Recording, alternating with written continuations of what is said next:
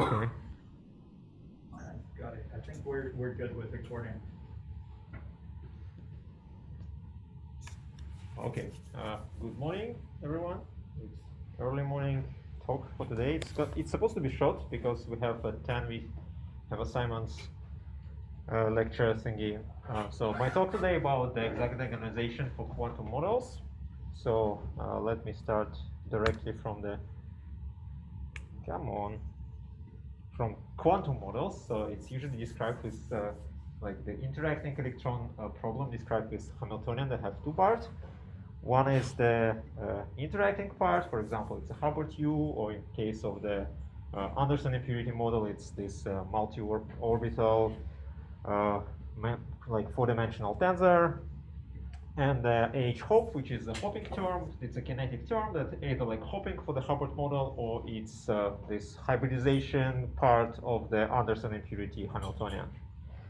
And usually when we want to do exact diagonalization on this model, so we need to do a matrix representation of the Hamiltonian, which means that the system is supposed to be finite. And if system is infinite, we need to discretize it to create some sort of like downfolded version of the infinite system.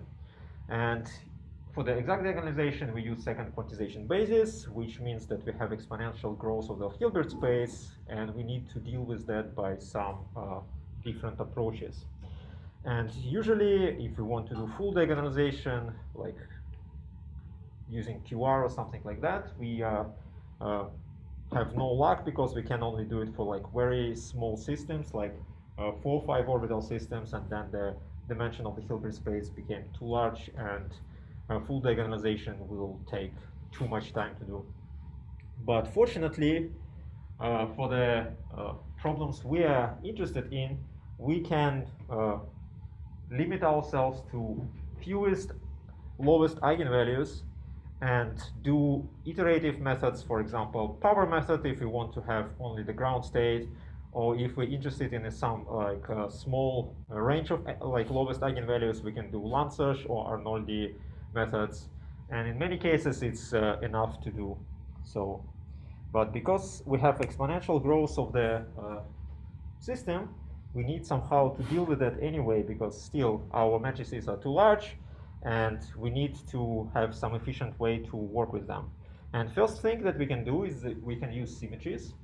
So for example, like symmetries. And second thing that we should do is we need to use the parallel computing.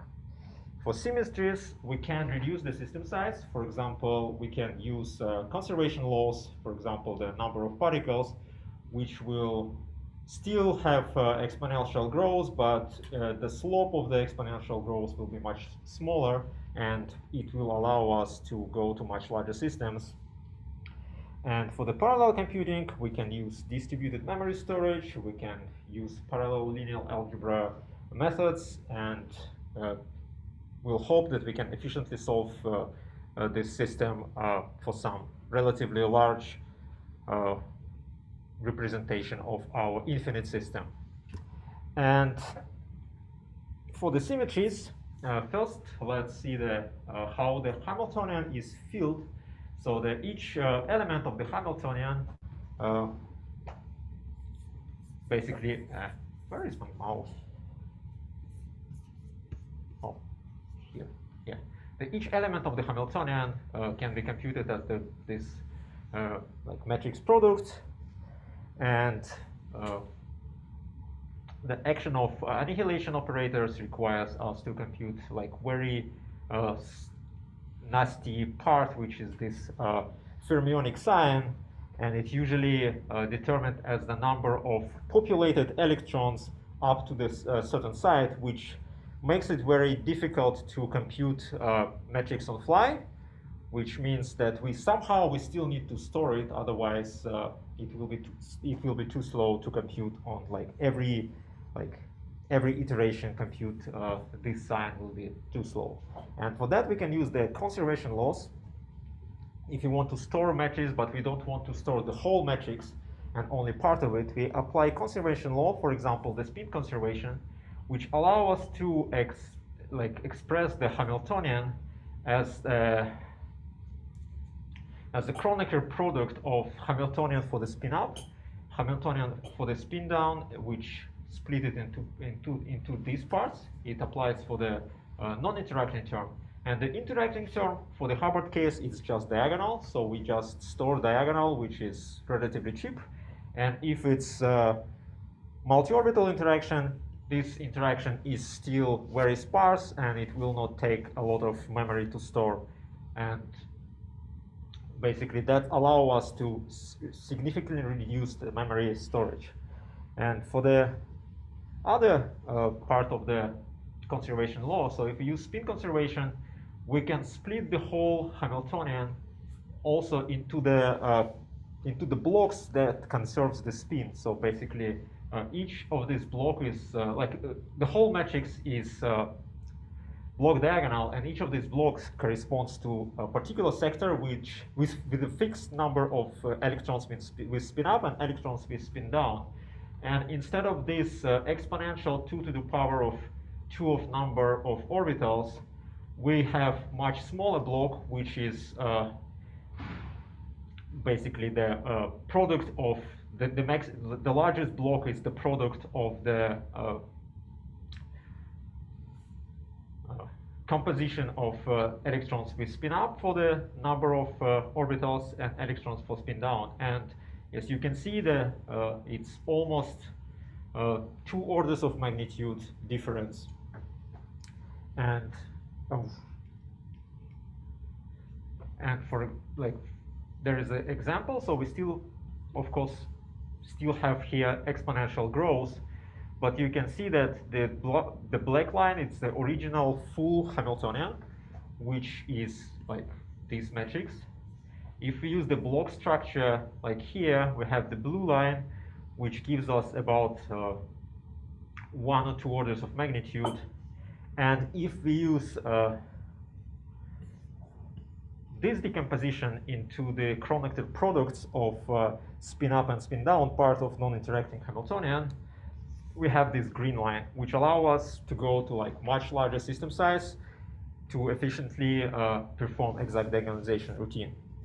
And second part of the dealing with exponential scales is the parallel computing. And yeah. So maybe we should clarify the symmetries a little bit more. So whenever you have an operator that commutes with the Hamiltonian, you can block diagonalize that operator, right? Yes. And so basically, particle number and spin, or spin up and spin down, are just 2 ways of block diagonalizing, symmetries. And these are the symmetries that we typically always have, like unless you're relativistic and you have terms that. So if we have a relativistic, I mean, we have a spin orbit coupling, we have conserved particle numbers. If we don't have spin orbit coupling, we have a conserved spin. That's right. Often in the types of impurity problems that we care about, there are additional symmetries. For example, there are orbital symmetries.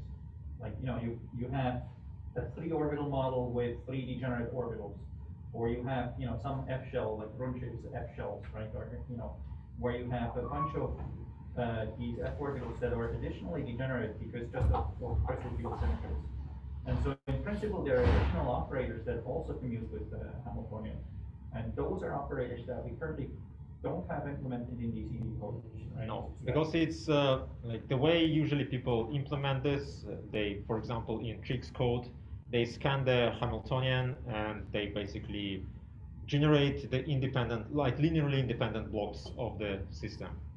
But because matrices we have here are like 5 to 6 orders of magnitude larger than people have in the city heap problem, so we cannot do this scan anymore. Right, but if we wanted to. If we want to, yes. If we want to, we can basically employ some of these type of conservations. Yes. Yeah. Sure. So that's something to be aware of, right? Every commuting Hamiltonian every commuting symmetry gives you an additional block diagonal structure. Yes. And we have some of those, like the obvious ones we have implemented, but not all of them. Not all of them, because for most of them, it's not that obvious how to do that. Right. So anyway, yeah. Let's go Also, through the story. gain is not that big because the growth is exponential, right? But the gain out of the symmetries is only some sort of Well, for small the factor. Well, so yes, but it might just move a problem from impossible to feasible. No.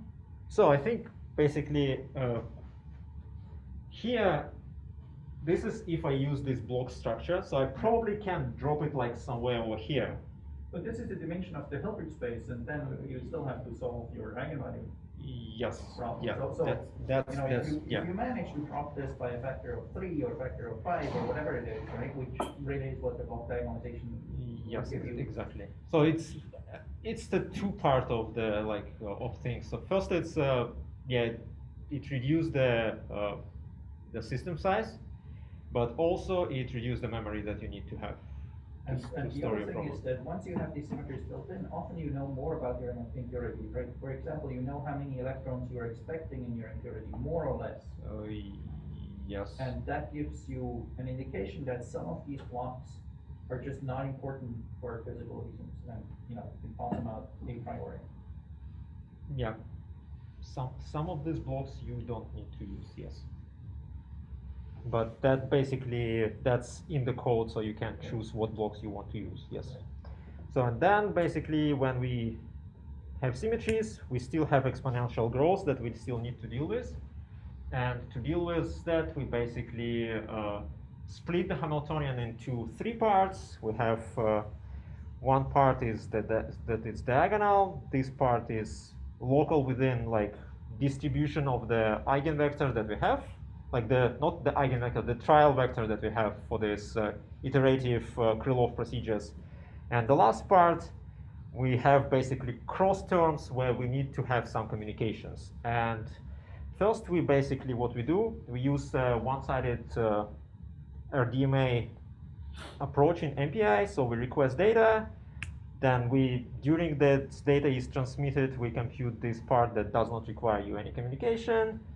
Then we do synchronization, we get the data, we compute the rest of the product, and then basically we get a scaling, which is not that horrible, which allows us to actually go to Hamiltonians of about 500 millions, which is kind of okay for the current state of art methods.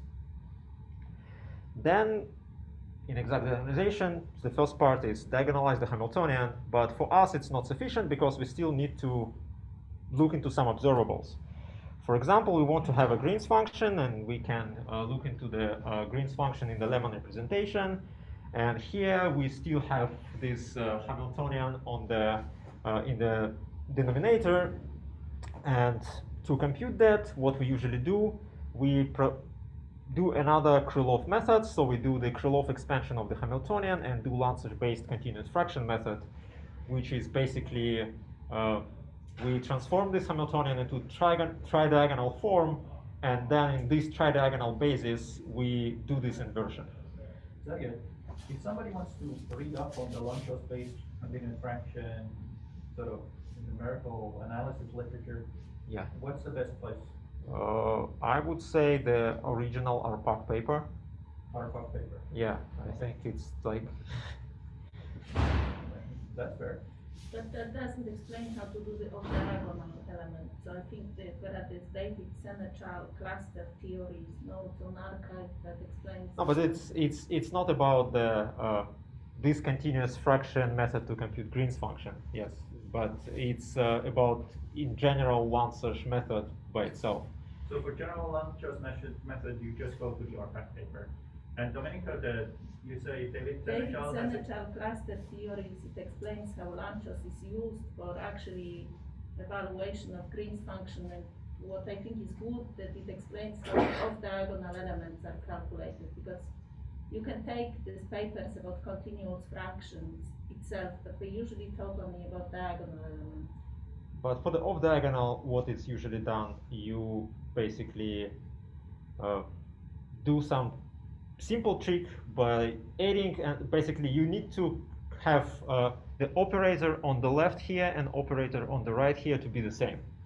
And to get this, you basically add and subtract term, and then you basically get three products. Two of them was just a diagonal, and one is the sum of creation operators for two sides. Okay, so that's That's the technical essential, detail. So yeah. So Like the next step, you like the other option to compute the observables, even the Green's function, you can use a Krylov subspace method to do basically time propagation, and it works both for the real time and for the imaginary time, and you can do some non-equilibrium studies for that, and it was done by Matthias Balzer and Michael Pothoff back in like 2006 or something like that. okay, but that's typically not what we need, right? We typically need the Lehmann representation. Well, I tried both of them. Mhm. They more or less equally in terms of the time you need to spend. And if you're really interested in tau Green's function, you can actually do this. If you don't want to do like Fourier back and forth, you can just directly evaluate Green's function in tau. So you're telling me that the real-time Green's function from this time evolution is competitive with the Lehmann representation evaluation of the Green's function? Yes. That's interesting. I didn't know that. Okay. So what do you use in practice? So in practice, I usually use the Lanzers, or the continuous function Lanzers method on top, the Lehmann representation. Okay. And also for this one, By the way, we can't see your mouse. for this one, basically what you can also do is you can directly compute the off-diagonal terms because you have a full propagation for different orbitals, and you just compute the cross product of two vectors. And then basically we need because of what I should mention, if you look carefully into this Lehmann representation of the Green's function, you see that there is this exponent with minus beta En, which basically allows us to only have smallest, lowest eigenvalues, because the rest will be suppressed by this exponential factor, which basically that's why we actually can use Lanzer's method. Otherwise, we wouldn't be able to do this. For example, for the two-particle Green's function, like the full three-frequency two-particle Green's function, in the naive representation, in the naive Lehmann representation, you cannot do any type of Lanzers. You need to do full diagonalization. There is several tricks how you can do this still, but they takes much more effort to implement rather than doing full diagonalization. And there is, I think, one paper from about 2 or 3 years ago by a Japanese professor. He implemented this scheme and showed that it actually works. And for what we have, the Pomerol code for Pomerol code do full diagonalization, yeah. So you can only do 2x2 Hubbard cluster to get vertex function out of that. Yeah. And to get something larger, you need to have some sort of Lanzer's type of procedure. And there is a way, but it's much more complicated. I haven't looked into this to implement it yet. And so because of that, we can do Lanzers. And what is Lanzers? So the Lanzers method, basically what it's doing, it projects the original Hermitian matrix A onto some basis of this, project onto some smaller triangular matrix T. So it's not triangle, three-diagonal. You have diagonal, and you have it's also symmetric. And for this matrix T, there is much more simplest methods to compute eigenvalues, and it's proven that the lowest eigenvalues of this T corresponds to the lowest eigenvalues of the A, and the eigenvector, the corresponding eigenvector, can be computed from the what it's called. So you use the projection that you obtained to compute this T, and you use the same projectors to go back from the small basis of matrix T to the large basis of matrix A. And the problem is that you need to have some starting vector for the Lanzers procedure. And usually in most of the Lanzers codes that are available, in practice, people use some different types of restarts. What it means, you do basically 20 Krylov subspace iterations, and in the simplest way, at this 20th iteration, you use the last vector you got as a starting vector for new Krylov factorization. It works, but it's not most efficient. The most efficient way was proposed by basically people who developed RPact. It's called implicitly restarted Arnoldi Lanczos procedure. So they basically do this factorization, and they have implicit rule how to basically restart the full factorization. And another problem, if someone wants to implement Lanczos itself, so it has huge numerical stability issues. Basically, when you do these projections, on the paper, all these Krylov vectors are supposed to be orthogonal to each other. Unfortunately, because we have finite precision, these vectors are not orthogonal to each other, and then when they start losing orthogonality, the whole procedure of the factorization breaks down, and you need to use some additional reorthogonalization of the full Krylov subspace. And in our code, we use RPact. You can basically look up for this RPact user's guide. It's a huge book which also describes not just RPact, but the method itself. And now let's go to the actual library that we have. So there is a kind of UML diagram of the whole library. So the core thing of, where is my mouse again? Yeah, the core part is the Hamiltonian, which is parameterized by two things. It's parameterized by the model that you want to have and by the storage that you can use. So we have 3 storages available. So here I show only 2. One is the spin resolved storage. It's basically use this factorization of non-interacting Hamiltonian into spin up and spin down part. There is this strange name of the storage, which basically only stores the sign of these fermionic operators in the matrix form, and all the rest is recomputed on the fly. And because the sign is just like one single integer, the storage requirement is much smaller.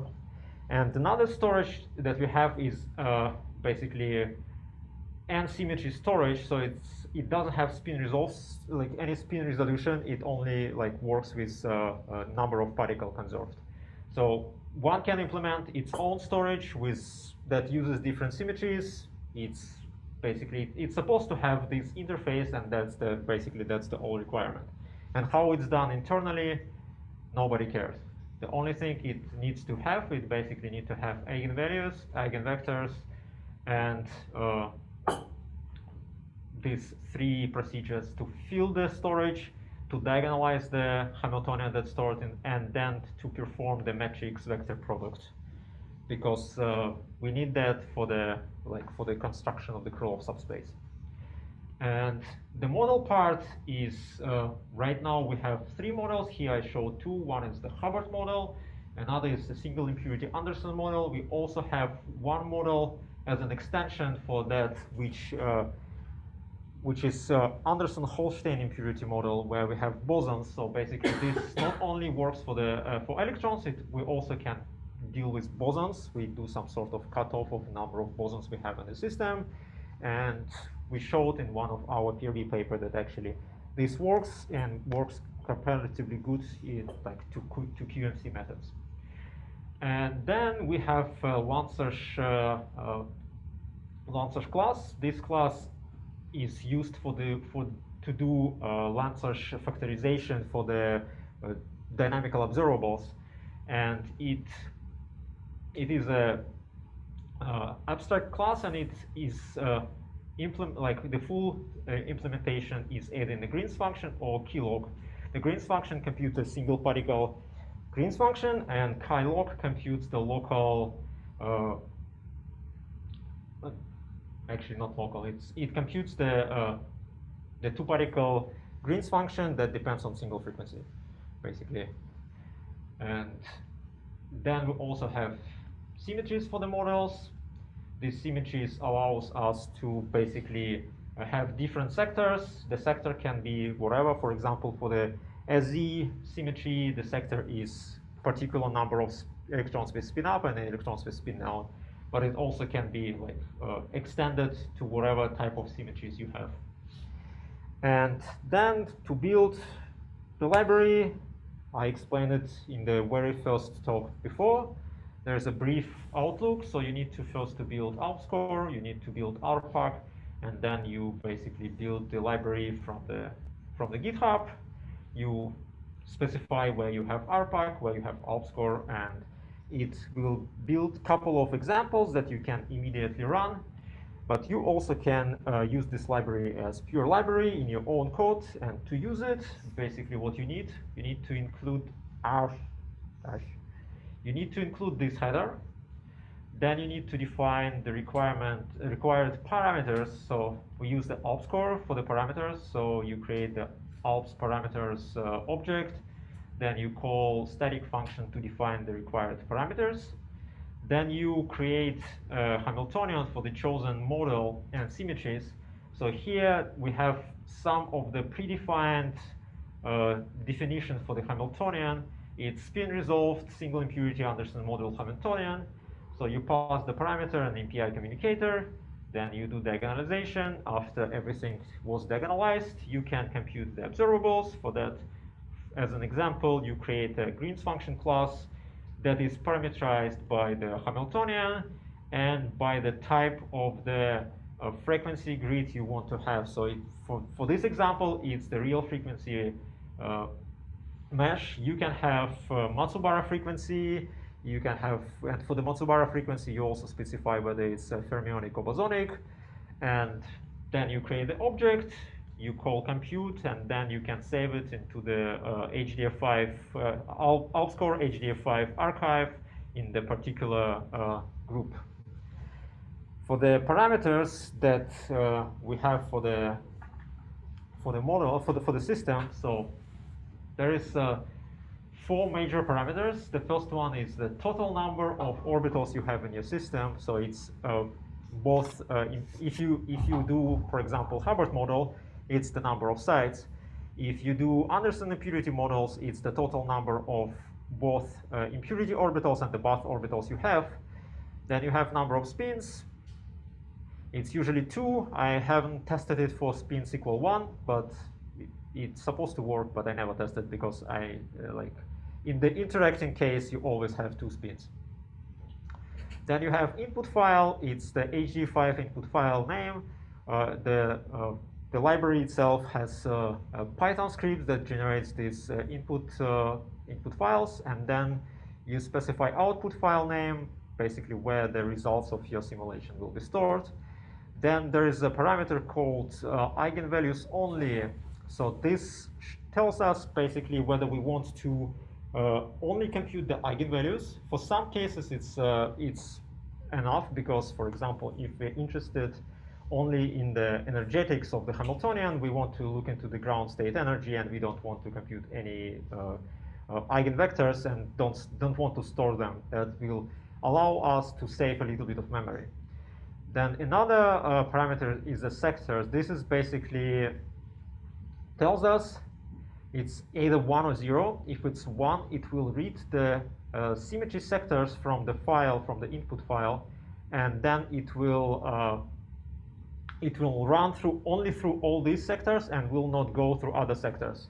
So you can limit this, like the calculation that you want, that Emmanuel mentioned in the very beginning, that we want to limit ourselves to particular symmetries. For example, we want to look into the system that has a fixed number of electrons.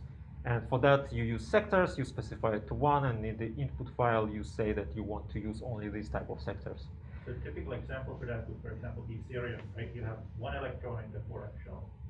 And if you look at the 4f shell as a total, it has space for 14 electrons. And if you look at the block sizes that you have, the ones for like 7 electrons are huge. Yeah, it's like 41. Oh, it's 14 millions for right. F So shell. Yeah. Solving an F electron system in its full glory is very difficult. On the other hand, if you know that you have cerium and you just have 1 electron, and every now and then you're exciting into sectors that have like 2 or 3, maybe, you can truncate at that point, and you don't need to diagonalize the rest. So that's very efficient in these cases. Yeah, then there's two RPAC parameters. One is RPAC NEV and NCV. The NEV, it's basically parameter that we tell to the RPAC library how many eigenvalues and eigenvectors we want to compute. And NCV, it's how many of converged vectors we want to have. It's basically the size of the Krylov factorization space. These two parameters, so this parameter is obvious for us because it's what we usually run. We want to have that many eigenvalues. And the second parameter is not obvious, but it's one of the most crucial parameters that RPAC has, because these parameters should be at least by one larger than number of eigenvalues. And the problem is with this parameter, so if this parameter is too small, if it's basically NEV plus 1, and NEV is, let's say, 10, so the whole convergence of the RPAC procedure will be very slow. But if we increase NCV by some number, the convergence will be faster. The number of iterations we need to converge the RPAC procedure, like the Lanczos factorization, will be much smaller. But basically, when this is too large, we will be dominated by creating large Krylov subspace, and basically there is a trade-off between having this too small and having this too large, and there is no obvious way how to a priori set this number to something. This is basically you need to think about what you get from your output, look into the numbers you get in your output, and see if the time you spend in the factorization is too large, basically. Then there is a Lanczos factorization procedure for the dynamical observables. There's a number of frequencies you want to have. This is the depth of the factorization, the size of the Lanczos subspace you want to have in this continuous fraction. Usually, this number, when it's set to 100, in my experience, it's more than enough. So sometimes you want to have a little bit more, but in most cases, for relatively large temperatures, this number, if it's set to 100, it's enough. The beta, it's inverse temperature as always. The Boltzmann cutoff, it's basically the number you put here to cut off this exponential of e to the minus beta en. And all the eigenvalues that is smaller, like for all the eigenvalues that has Boltzmann factor smaller than cutoff will be ignored. And this is a special parameter. The last one is a special parameter for single impurity Anderson model. It says how many impurity orbitals you have for your, the interacting impurity orbitals you have. Because here you have the total number of orbitals, and here you have the number of interacting orbitals only.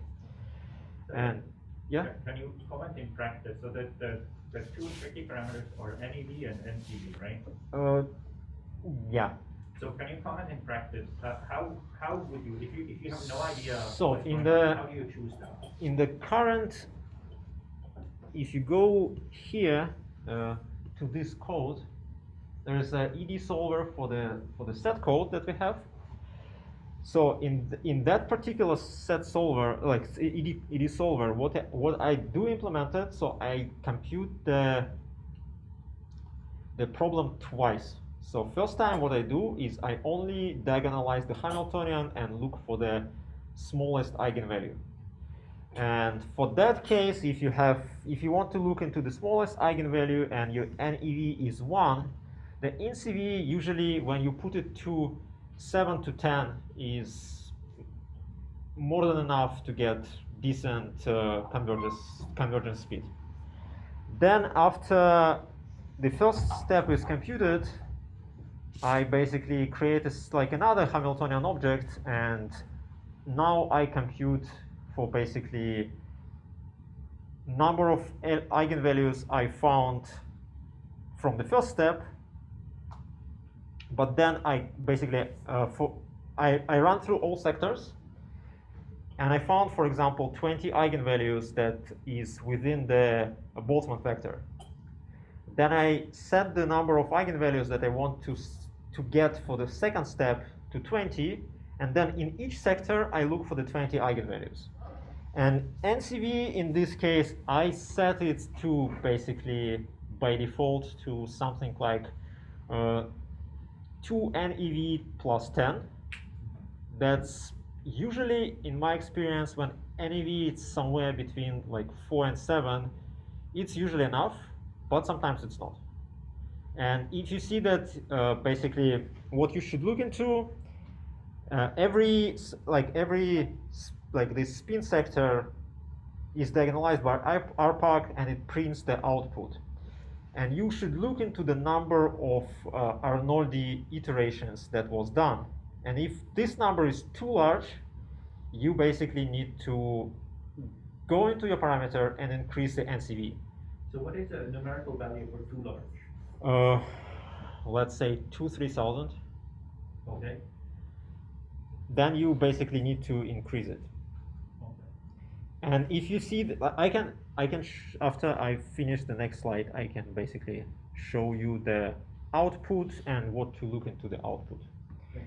So then basically you have some output diagnostics. There's the simplest diagnostic. Basically, you need to make sure that the number of eigenvalue you asked is enough, because sometimes you have too many degenerate states and you just miss them. And then your result will be somewhat correct, but not in all cases. You will start to lose some symmetries.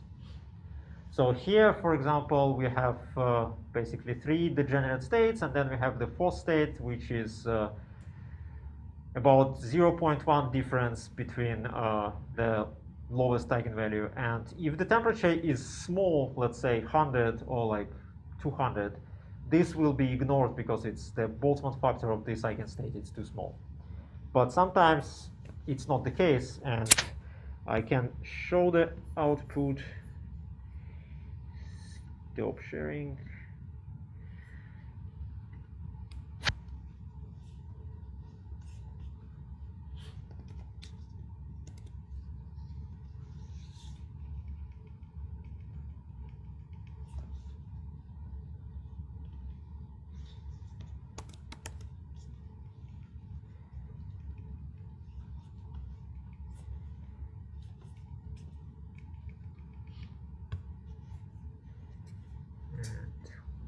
And another screen.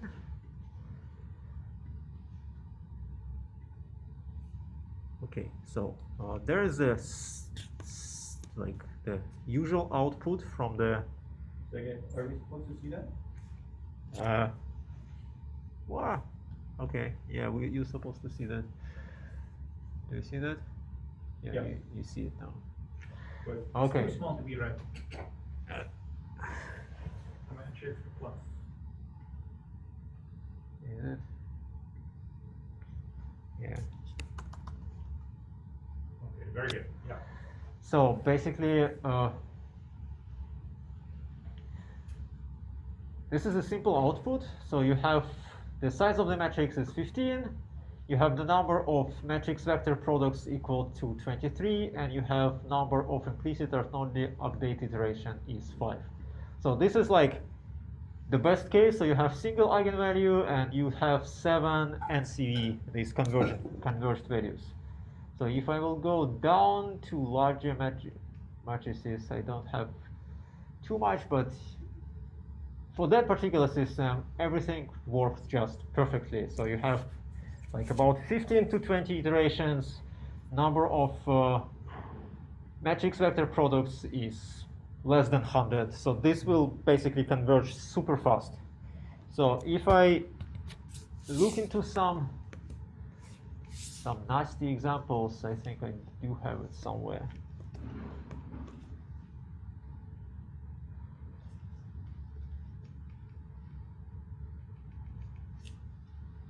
I think I could have it. No.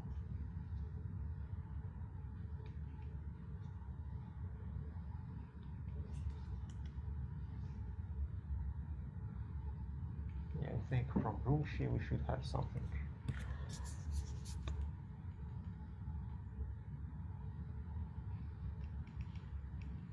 Yeah, for example,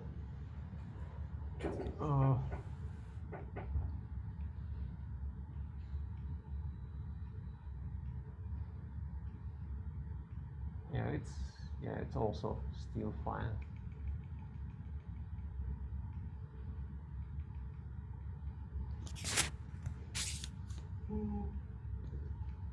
But yeah, so basically you need to look into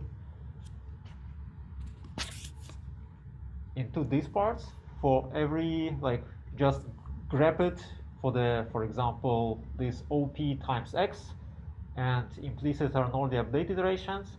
So this usually will tell you that you need to have more NCVs, and if this value is too large, it means that the number of NCVs you have is too large. So you need to make them smaller. Yeah, that's basically how it works. But what's too large? So if you have thousands of iterations, Okay. you have more number of iterations than the dimension of your system, basically, in some cases. And in this case, you just see that it's super inefficient. And here, if this is too large, also like a couple thousand to 10,000, so it means that you spend too much of like multiplying matrix vector, and you need to find the optimal position of this value to actually to solve your problem. And because all these parameters are super system dependent, it's hard to say a priori when it works and when it doesn't. Because for some cases everything just works beautifully, and for some cases, if you, for example, have too many close to degenerate eigenstates, it's really hard for system to converge, because if you have like 5 eigenvalues that differs in like in the 6th or 7th digit, so just to be like sure here, this means also you just start with some parameters you like, and you see whether or not these numbers go well beyond the thousands. No. And then you like adapt your NC. Well, yeah. So you start with something with some initial guess, and if after some iteration you see that everything works not that you want, so you go and you check your parameters and change them. So Sergei, let's say I'm not an expert. I have run the code. I have an output here, and I want to know: am I allowed to trust the output? Can I, like, what are the numbers that you go through to make sure that this is actually now correct? So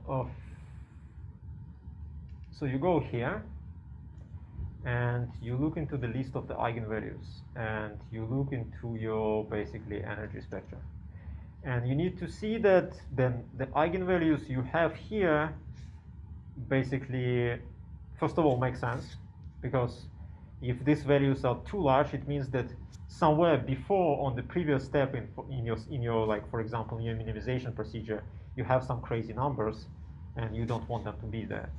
Then you look here and you check that, for example, you have like sector 10, and then you look for the, like, basically you find some cutoff where you say, this is my lowest eigenvalue, like the largest eigenvalue I do care about, and the rest should be filtered out. And you look into the sectors you have for this, and you need to see that you have them somewhere lower. So basically that it wasn't like the only eigenvalue for that particular sector, because if that's the only eigenvalue for the particular sector, it means that you could have lost the degenerate state.